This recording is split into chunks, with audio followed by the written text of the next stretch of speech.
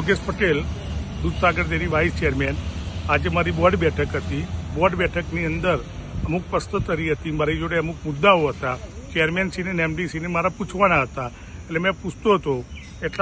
એ મુદ્દો ખોટો હતો એમનો અને મારો મુદ્દો સાચો હતો. 1790 કરોડ રૂપિયા દેવું અત્યારે ઓલરેડી બેંકોનું છે જ. એમને સાગર પત્રિકાની અંદર ખોટું લખેલું હતું.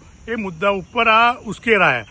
અને અગાઉ પણ 6 મહિના પહેલા પણ એમને ધમકી મને આલી હતી. એમના માણસો વારંવાર ધમકી આલે છે.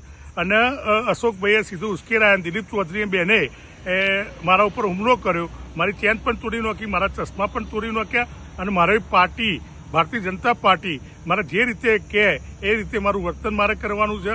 ભારતીય જનતા પાર્ટી માટે હું બનેલો છું અને ભારતીય જનતા પાર્ટીનો સૈનિક છું. એટલે મેં અગાઉ એમના જોડે ઝપાઝપી ના કરીને કે હું પણ કરી શકતો હતો.